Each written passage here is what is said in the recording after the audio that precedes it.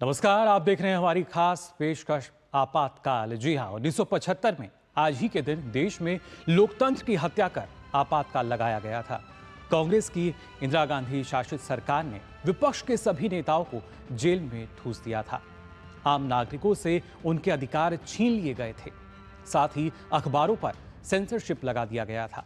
इस स्याह दिन को याद करते हुए आज भारतीय जनता पार्टी आपातकाल के खिलाफ राष्ट्रव्यापी कार्यक्रम की शुरुआत करेगी, जिसके तहत कांग्रेस के अधिनायकवाद और संविधान के प्रति उसकी अवहेलना को उजागर करेगी।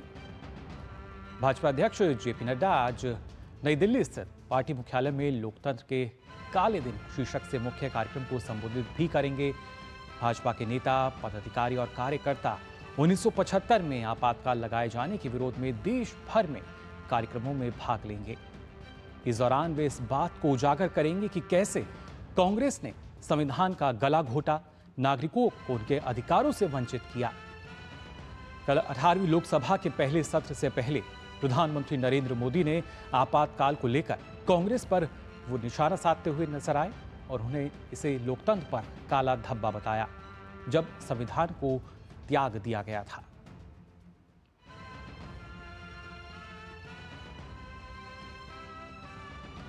प्रधानमंत्री नरेंद्र मोदी ने साल 1975 में देश में लगाए गए आपातकाल को लोकतंत्र का काला दिन बताया। उन्होंने अपने सोशल मीडिया प्लेटफॉर्म एक्स पर पोस्ट करके कहा कि आज का दिन उन सभी महान पुरुषों और महिलाओं को श्रद्धांजलि देने का दिन है जिन्होंने आपातकाल का विरोध किया। आपातकाल का काला दिन हमें याद दिलाता है कि कैसे कांग्रेस पार्टी ने बुनियादी स्वतंत्रता को नष्ट कर दिया और भारत के संविधान को कुचल दिया, जिसका हर भारतीय बहुत सम्मान करता है। साथ ही पीएम ने आगे लिखा कि सत्ता पर टिके रहने के लिए तत्कालीन कांग्रेस सरकार ने हर लोकतांत्रिक सिद्धांत की अवहेलना की और देश को जेलखाना बना दिया। जो भी व्यक्ति कांग्रेस से असहमत होता था उसे प्रताड़ित किया जाता था। सबसे कमजोर वर्ग को निशाना बनाने के लिए सामाजिक रूप से प्रतिगामी नीतियां लागू की गईं।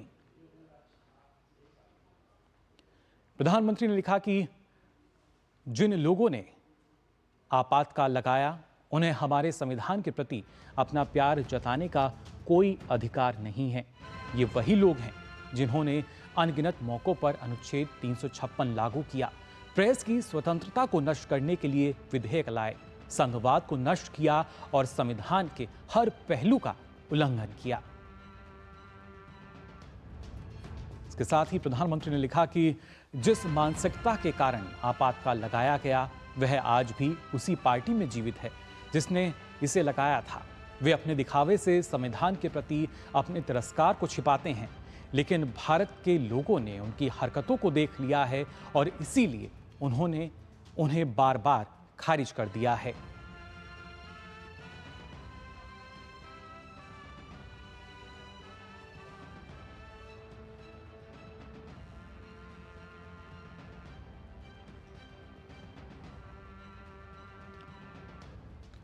तो आज का ही वो दिन है आपातकाल, जी हाँ, जो कि हमारे देश पे या इतिहास के अध्याय में अगर खास तौर से देखा जाए तो काले धब्बे के रूप में नजर आता है, जहां पर लोकतंत्र के चारों स्तंभ जो हैं उनको जकड़ कर रख दिया गया था।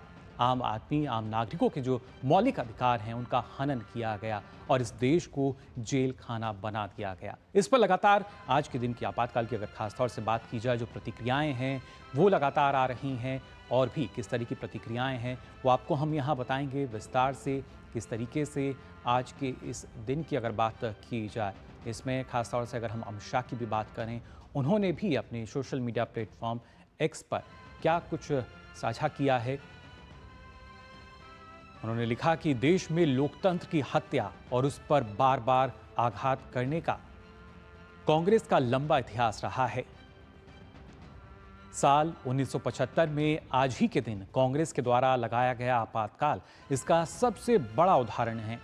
अहंकार में डूबी निरंकुश कांग्रेस सरकार ने एक परिवार के सत्ता सुख के लिए 21 महीनों तक देश के सभी प्रकार के नागरिक अधिकार निलंबित कर दिए थे। इस दौरान उन्होंने मीडिया पर सेंसरशिप लगा दी थी, संविधान में बदलाव किए और न्यायालय तक के हाथ बांध दिए थे। आपातकाल के खिलाफ संसद से सड़क तक आंदोलन करने वाले असंख्य सत्याग्रहियों, समाज सेवियों, श्रमिकों, किसानों, युवाओं और महिलाओं के संघर्ष को नमन करता हूं।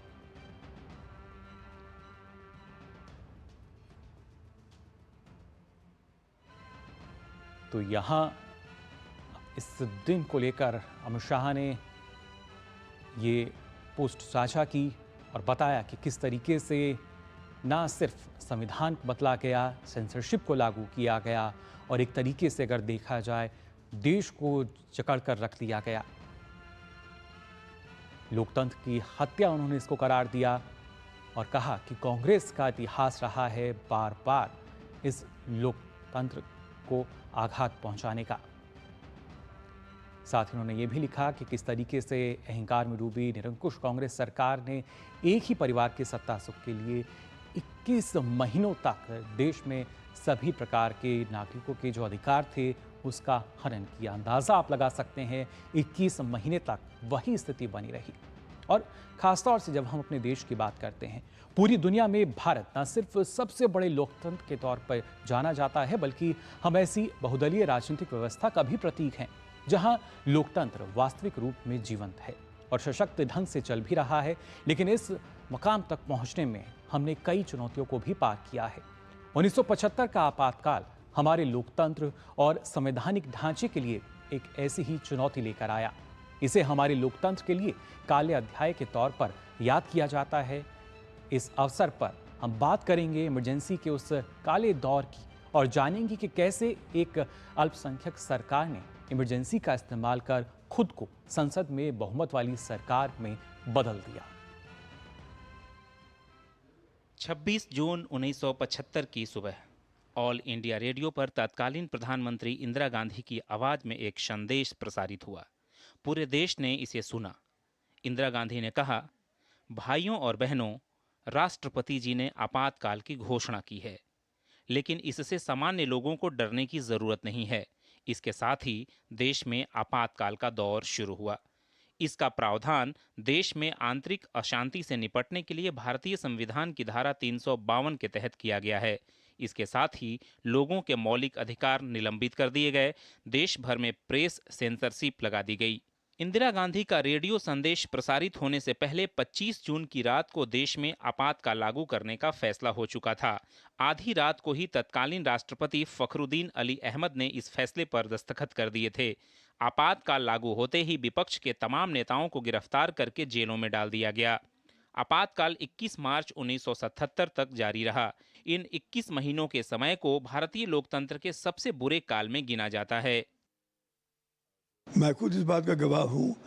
25 जून 1975 उस बुढ़े राष्ट्रपति को जगाकर फखरुद्दीन अली अहमद को इंदिरा गांधी ने दस्तखत कराया इमरजेंसी में, और एक दस्तखत से सारे भारत की आज़ादी की भी जो उपलब्धियाँ भी थी ख़त्म कर दिया, तानाशाही कर दी। यहाँ तक अटॉर्नी जनरल ने कहा लोकसभा सुप्रीम कोर्ट में कि पुलिस को अधिकार है किसी को भी शूट करके मार डालने का, कोई उसका दायित्व कहीं नहीं है, कोई जिम्मेदारी नहीं होगी। ये हालत पैदा की थी इमरजेंसी में। 25 और 26 जून 1975 की दरमियानी रात को देश में आपातकाल लगाया गया, लेकिन इससे पहले देश में राजनीतिक गहमागहमी का माहौल था। बढ़ती बेरोजगारी, महंगाई और भ्रष्टाचार के खिलाफ तमाम विपक्ष सड़कों पर था। जनता लोकनायक जयप्रकाश नारायण के पीछे लामबंद हो रही थी। गुजरात और बिहार से शुरू हुआ आंदोलन देश भर में फैलने लगा। इंदिरा गांधी के सलाहकारों ने इस आंदोलन से सख्ती से निपटने की सलाह दी। उनसे कहा गया कि अगर सख्ती नहीं दिखाई गई तो उनकी सत्ता को खतरा है। इससे पहले 1971 में हुए लोकसभा चुनाव में इंदिरा गांधी रायबरेली सीट से निर्वाचित हुई थीं। इस चुनाव में इंदिरा गांधी ने विपक्ष के उम्मीदवार राज नारायण को पराजित किया था, लेकिन चुनाव में इंदिरा गांधी पर सरकारी मशीनरी के दुरुपयोग का आरोप लगाते हुए राज नारायण अदालत चले गए। राज नारायण की अपील पर सुनवाई करते हुए 12 जून 1975 को इलाहाबाद हाई कोर्ट ने इंदिरा गांधी का निर्वाचन रद्द कर दिया और अगले 6 साल तक इंदिरा गांधी के चुनाव लड़ने पर रोक लगा दी। मामला सुप्रीम कोर्ट गया। 24 जून को सुप्रीम कोर्ट का फैसला आया। सुप्रीम कोर्ट ने निर्वाचन रद्द करने के फैसले को सही ठहराया, लेकिन इंदिरा को प्रधानमंत्री बने रहने की छूट दी। वह लोकसभा में जा सकती थीं, लेकिन वहां वोट नहीं कर सकती थीं। इमरजेंसी टल सकती थी, इस माने में टल सकती थी अगर इंदिरा गांधी इस्तीफा दे देती थी और चुनाव की घोषणा कर देती, जो बाद में उन्हें विवश होकर किया और हार गई उसमें। लेकिन नहीं, जैसे जयप्रकाश नारायण ने कहा था, विनाश काले विपरीत बुद्धि, यही हुआ उस वक्त। उनके सलाहकार गलत थे और उन्होंने फंसा दिया उनको। इन सब के बीच जयप्रकाश नारायण ने ऐलान किया कि अगर 25 जून को इंदिरा गांधी अपना पद नहीं छोड़ेंगी तो अनिश्चितकालीन देशव्यापी आंदोलन किया जाएगा। दिल्ली के रामलीला मैदान से जेपी ने रामधारी सिंह दिनकर की कविता सिंहासन खाली करो कि जनता आती है को नारे की तरह इस्तेमाल किया। उन्होंने कहा कि मुझे गिरफ्तारी का डर नहीं है और मैं इस रैली में भी अपने उस आह्वान को दोहराता हूं ताकि कुछ दूर संसद में बैठे लोग भी सुन लें। मैं आज फिर सभी पुलिसकर्मियों और जवानों का आह्वान करता हूं कि इस सरकार के आदेश नहीं माने, क्योंकि इस सरकार ने शासन करने की अपनी वैधता खो दी है। आपातकाल की जो वातावरण था, चारों ओर भय का वातावरण, तो चारों ओर भय का वातावरण था। सब लोग घबराहट थी और गलत ढंग से लोगों पर आरोप लगा करके और उन्हें गिरफ्तार कर लिया जाता था। तो माहौल था। और ये कहा जाए कि संविधान, आज भले ही लोग कहते हैं संविधान का तो माहौल उड़ाया गया इंदिरा जी के द्वारा उस समय, और कई उसमें बदलाव लाया गया। शाम होते होते सत्ता के गलियारों में गहमा गहमी बढ़ गई। इंदिरा ने अपने सलाहकारों से मंत्रणा के बाद आंतरिक उपद्रव की आशंका के मद्देनजर आपातकाल लगाने का फैसला किया। आधी रात को तत्कालीन राष्ट्रपति फखरुद्दीन अली अहमद ने आंतरिक आपातकाल लागू करने का फरमान जारी करवा लिया गया। 25 जून की शाम को तमाम अखबारों के दफ्तरों की बिजली काट दी गई। इसके 21 महीने बाद यानी 21 मार्च 1977 को आपातकाल हटाया गया। आपातकाल लागू करने का फैसला कांग्रेस के लिए घातक साबित हुआ। चुनाव में कांग्रेस की बुरी हार हुई और मोरारजी देसाई के नेतृत्व में देश में पहली बार गैर कांग्रेसी सरकार बनी। Bureau report, DD news.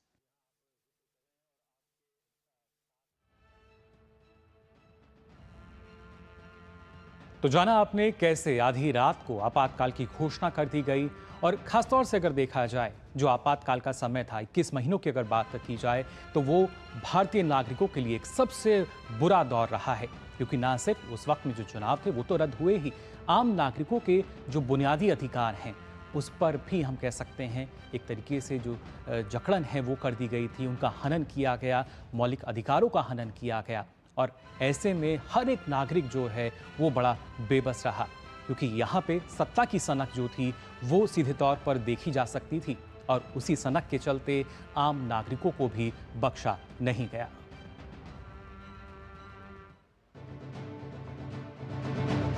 Emergency की घोषणा के बाद इसका नकारात्मक असर समाज के हर क्षेत्र में देखने को मिला। आपातकाल की घोषणा के साथ ही सभी विरोधी दलों के नेताओं को गिरफ्तार कर अज्ञात स्थानों पर जेल में बंद कर दिया गया। सरकार ने मीसा यानी maintenance of internal security act के तहत नेताओं को बंदी बनाया। विपक्षी दलों के सभी बड़े नेताओं मोरारजी देसाई, अटल बिहारी वाजपेयी, लाल कृष्ण आडवाणी, जॉर्ज फर्नांडीज, जयप्रकाश नारायण को जेल भेज दिया गया। चंद्रशेखर, जो कांग्रेस कार्यकारिणी के निर्वाचित सदस्य थे, उन्हें भी गिरफ्तार कर जेल में डाल दिया गया। इस दौरान ऐसा कानून बनाया गया जिसके तहत गिरफ्तार व्यक्ति को कोर्ट में पेश करने और जमानत मांगने का भी अधिकार नहीं था। नेताओं की गिरफ्तारी की सूचना उनके रिश्तेदारों, मित्रों और सहयोगियों तक को नहीं दी गई। जेल में बंद नेताओं को किसी से भी मिलने की अनुमति नहीं थी। उनकी डाक तक सेंसर होती थी और मुलाकात के दौरान खुफिया अधिकारी मौजूद रहते थे। आज के युवाओं को, आज के लोगों को पता ही नहीं है क्या क्या गुजरा है, क्या हुआ इस देश में। डॉक्टर हरिवंश करके थे, इलाहाबाद में यूनिवर्सिटी प्रोफेसर थे, उनको पकड़ा गया इमरजेंसी में ये कह के कि ये तार काट रहे पे चल के, और वो बचपन से लुंज थे, हाथ नहीं पैर से लिखते थे। ये जुल्म हुआ इस देश में। आपातकाल के दौरान पुलिस अत्याचार और दमन आम बात थी। इस दौरान पुरुष और महिला बंदियों के साथ अमानवीय अत्याचार किया गया। आपातकाल के दौरान इंदिरा गांधी को सबसे पहले राजनारायण के मुकदमे पर इलाहाबाद हाई कोर्ट के फैसले और सुप्रीम कोर्ट के अंतरिम आदेश का निपटारा करना था। इसलिए इन फैसलों को पलटने वाला कानून लाया गया। इसके लिए संविधान को संशोधित करने की कोशिश भी की गई। आपातकाल के दौरान ही संविधान का 42वां संशोधन किया गया, जिसके जरिए संविधान के मूल ढांचे को कमजोर करने, उसकी संघीय विशेषताओं को नुकसान पहुंचाने और सरकार के 3 अंगों के संतुलन को बिगाड़ने की कोशिश की गई। आपातकाल की शुरुआत में ही संविधान के अनुच्छेद 14, 21 और 22 को निलंबित कर दिया गया। ऐसा करके सरकार ने कानून की नजर में सबकी बराबरी, जीवन और संपत्ति की सुरक्षा की गारंटी और गिरफ्तारी के 24 घंटे के भीतर अदालत के सामने पेश करने के अधिकारों को रोक दिया। जनवरी 1976 में अनुच्छेद 19 को भी निलंबित कर दिया गया। इसके जरिए अभिव्यक्ति की आजादी, प्रकाशन करने, संघ बनाने और सभा करने की आजादी को भी छीन लिया गया। आपातकाल लगते ही अखबारों पर सेंसरशिप लगा दी गई। अखबारों और समाचार एजेंसियों को नियंत्रित करने के लिए सरकार ने नया कानून बनाया। सरकार ने 4 समाचार एजेंसियों पीटीआई, यूएनआई, हिंदुस्तान समाचार और समाचार भारती को खत्म करके एक नई समाचार एजेंसी बना दी। इसके साथ ही प्रेस के लिए आचार संहिता की घोषणा कर दी गई। कई संपादकों को सरकार विरोधी लिखने के कारण गिरफ्तार कर लिया गया। आपातकाल के दौरान अमृत नाहटा की फिल्म किस्सा कुर्सी का को जब्त कर लिया गया। किशोर कुमार जैसे गायकों को काली सूची में डाल दिया गया और आंधी फिल्म पर पाबंदी लगा दी गई। मैं जर्नलिस्ट रहा बड़ौदा में। मुझे भारत के 13 महीने 6 जेलों में रखा गया, 6 जेलों सिर्फ इसलिए कि मैंने विरोध किया था इमरजेंसी का। बार बार छापे पड़ते थे, बार बार जो है उस छापे के कारण प्रेस बंद हो जाता था। फिर भी आंदोलन पूरा इमरजेंसी का हम लोगों ने अलग अलग ढंग से चलाया है। सारी जो फंडामेंटल राइट है उसको सीज कर लिया गया। आप बोल नहीं सकते हैं, लिख नहीं सकते हैं, भाषण करना नहीं, कोई बैठक लेना नहीं। श्रीमती गांधी ने पूरे एक तरह से कहा जाए कि जो भी जनसंचार माध्यम है, अखबार है, उस पर प्रतिबंध लगा दिया। आर्थिक मोर्चे पर भी आपातकाल का काफी नकारात्मक असर पड़ा। इस दौरान आर्थिक नीति में मनचाहा परिवर्तन और श्रमिकों के बुनियादी अधिकारों को कम करने की कोशिश की गई। इस दौरान जहां कहीं भी मजदूर हड़तालें हुई, वहां उन्हें कुचलने की कोशिश की गई। आपातकाल के दौरान नागरिक अधिकारों की रक्षा करने वाले वकीलों और जजों को भी नहीं बख्शा गया। आपातकाल के सबसे बुरे प्रभावों में से एक था परिवार नियोजन के लिए अध्यापकों और छोटे कर्मचारियों पर की गई सख्ती। लोगों का जबरदस्ती परिवार नियोजन किया गया। परिवार नियोजन और सुंदरीकरण के नाम पर आम लोगों का काफी उत्पीड़न हुआ। आपातकाल में अफसरशाही और पुलिस को जो अनियंत्रित अधिकार मिले थे, उनका बड़े पैमाने पर दुरुपयोग किया गया।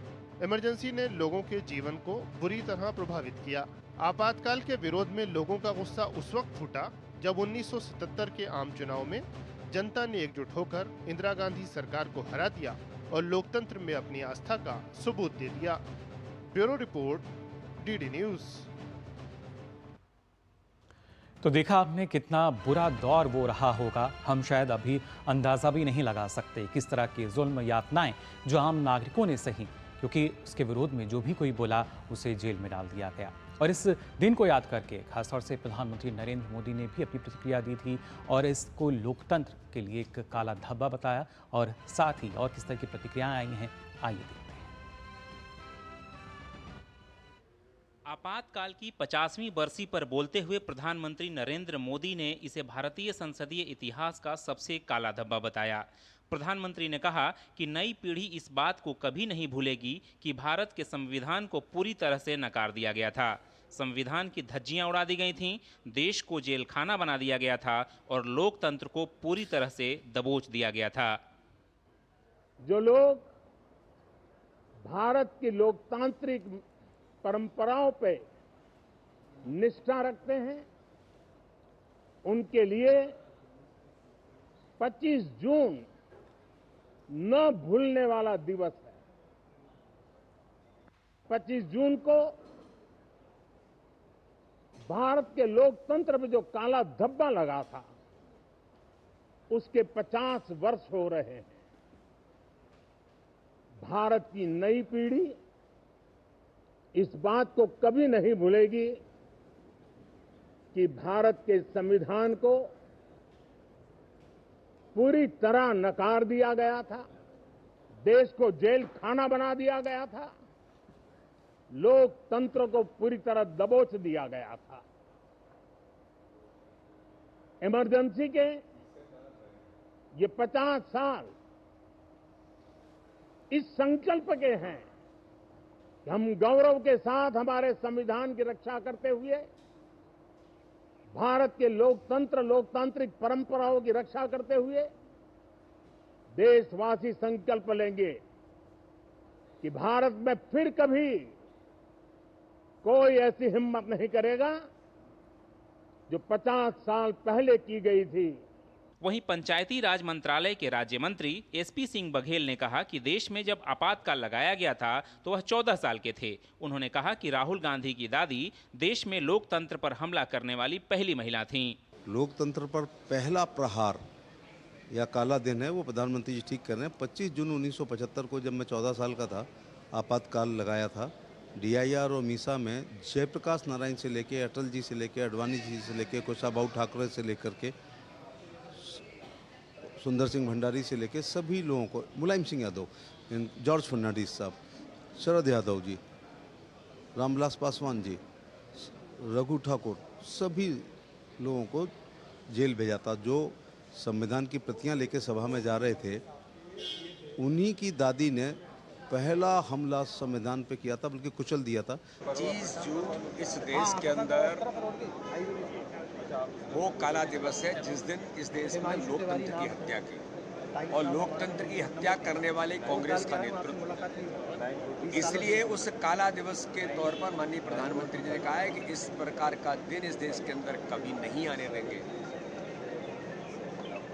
राहुल गांधी कांग्रेस का नेतृत्व 25 जून के उस काला दिवस पर देश पूछना चाहता है कि उस समय कांग्रेस ने इस देश के अंदर लोकतंत्र की हत्या की। ये देश इस बात को जानना चाहता है। आपातकाल के दौरान 21 महीनों का समय भारतीय लोकतंत्र के सबसे बुरे काल में गिना जाता है। हालांकि देश की जनता और संविधान ने यह जता दिया कि भारत में लोकतंत्र की जड़ें काफी गहरी और मजबूत हैं, जिसे कोई मिटा नहीं सकता। Bureau report, DD news. तो जो भारत का लोकतंत्र है उसकी जड़ें इतनी मजबूत हैं, लेकिन उन जड़ों को क्यों जड़ से उखाड़ने की कोशिश की गई, क्यों उनको जकड़ा गया? ऐसे कई सवाल हैं जो आपके जहन में भी आते होंगे। लेकिन आखिर क्यों आपातकाल लगाया गया, आइए जानते हैं। खासतौर से अगर बात की जाए कि आखिर क्यों आपातकाल लगाया गया, तो आपको बता दें 1971 में इंदिरा गांधी रायबरेली सीट से निर्वाचित हुई थीं। लेकिन ये कहानी सिर्फ यहीं से सीमित नहीं है। इंदिरा गांधी ने राजनारायण को पराजित किया था, 1971 की ये बात है। लेकिन इंदिरा गांधी पर सरकारी मशीनरी के दुरुपयोग का भी आरोप लगा। और सत्ता की जब सनक की हम बात करते हैं कि कैसे, देखिए राजनारायण ने अदालत में एक अपील ये की थी कि किस तरीके से जो सरकारी मशीनरी है उसका दुरुपयोग भी किया जाता है। और 12 जून 1975 को इलाहाबाद हाई कोर्ट ने इंदिरा गांधी का निर्वाचन रद्द कर दिया। एक बहुत बड़ा फैसला था ये, लेकिन इसका जो परिणाम था, जैसा जनता ने सोचा वो वैसा नहीं था। दरअसल इंदिरा गांधी पर 6 साल तक चुनाव ना लड़ने की 6 साल तक चुनाव लड़ने की रोक लगा दी गई थी, यानी वो 6 साल तक चुनाव नहीं लड़ सकती थी। ये इलाहाबाद हाईकोर्ट का फैसला था। सुप्रीम कोर्ट ने भी निर्वाचन रद्द करने के फैसले को सही ठहराया था। लेकिन सत्ता की जब हनक होती है, जब सत्ता भी लगता है कि शायद सिर्फ हमारे ही पास है, कैसे तमाम फैसले जो हैं वो पलट दिए जाते हैं और आधी रात को ही आपातकाल लागू हो जाता है। इंदिरा गांधी ने आंतरिक उपद्रव की बात कहकर आपातकाल लागू कर दिया। आपातकाल जो है वो लगा दिया गया था। इसके साथ ही आपको बता दें तत्कालीन राष्ट्रपति फखरुद्दीन अली अहमद ने आंतरिक आपातकाल लागू करने का फरमान जारी किया था, जिसकी जो सूचना है वो दी गई आधी रात को ही। 25 जून की शाम को तमाम अखबारों के दफ्तरों की बिजली काट दी गई। अचानक से आप सोचिए, जब काला धब्बे की हम बात कर रहे हैं, जहां से आपको सूचनाएं मिलती हैं, वहां बिजली काटी जाती है दफ्तरों की। और 21 महीने बाद यानी 21 मार्च 1977 को आपातकाल हटाया गया। ये 21 महीने का जो दौर रहा वो वाकई एक बदनुमा काला धब्बा। दरअसल आपातकाल में संविधान को भी संशोधित करने की कोशिश की गई। आपातकाल के दौरान संविधान का 42वां संशोधन किया गया था। और इस दौरान कौन कौन से ऐसे जो संशोधन है वो हुए थे? दरअसल संविधान के मूल ढांचे को कमज़ोर करने का ये प्रयास था कि तमाम जो शक्तियां हैं वो एक तरफ ही रहें। संविधान की संघीय विशेषताओं को नुकसान पहुंचाने की जो कोशिश है वो इस दौरान देखी गई। सरकार के 3 अंगों के संतुलन को बिगाड़ने की कोशिश की गई। जी हाँ, और खासतौर से अनुच्छेद 14, 21 और इसके साथ साथ 22 को भी निलंबित कर दिया गया था। जो हम कह रहे हैं कि कैसे आम नागरिकों के जो अधिकार थे, सरकार ने कानून की नज़र में सबकी बराबरी की बात जो थी वो कही थी, लेकिन उसका असर किस तरह का रहा वो आप सोच सकते हैं। जीवन और संपत्ति की सुरक्षा की गारंटी जो थी उसकी बात हमने यहाँ पे देखी जा रही थी। गिरफ्तारी के 24 घंटे के भीतर अदालत के सामने पेश करने के अधिकारों को रोक दिया गया। ये तमाम बड़े बदलाव किए गए उस वक्त में, और जनवरी 1976 में अनुच्छेद 19 को भी निलंबित कर दिया गया था, जिसके जो परिणाम थे वो हर कोई जानता है। अभिव्यक्ति की आज़ादी, प्रकाशन करने, संघ बनाने, तमाम पर जो रोक है वो लगा दी गई थी इस आपातकाल के दौरान। सभा करने की आज़ादी भी छीन ली गई थी, और कहीं ना कहीं एक जो डर था वो शायद उनके जहन में आया। अखबारों पर सेंसरशिप की जो है वो लगाई गई। आपातकाल लगते ही अखबारों पर सेंसरशिप लगा दी गई। उनके लिए नए कानून जो हैं, अलग से कानून बना दिए गए। अखबारों और समाचार एजेंसियों को नियंत्रित करने के लिए सरकार ने एक नया कानून बनाया, यानी उनके अनुसार अगर वो चल सकते हैं। पीटीआई, यूएनआई, हिंदुस्तान समाचार और समाचार भारती को खत्म कर एक नई समाचार एजेंसी बना दी गई, और खासतौर से प्रेस के लिए नई आचार संहिता भी बनाई गई। यानी कुछ जो जकड़ने की कोशिश है वो की गई, और सरकारी अधिकारों का जो दुरुपयोग देखिए कैसे हुआ। लोगों को ज़बरदस्ती परिवार नियोजन किया गया, और साथ ही परिवार नियोजन के नाम पर आम लोगों का काफ़ी उत्पीड़न हुआ। अलग अलग यातनाएं जो हैं वो लोगों को झेलनी पड़ी। सरकारी अधिकारों का बड़े पैमाने पर जो दुरुपयोग है इस दौरान वो किया गया। इसी वजह से लोकतंत्र पर ये काला धब्बा माना जाता है। इसी तरह का काला धब्बा जो कि हम आपको लगातार बता रहे हैं कि आखिर क्यों आज का दिन जो है वो एक लोकतंत्र पर, हमारे देश पर काले धब्बे के बराबर नजर आता है।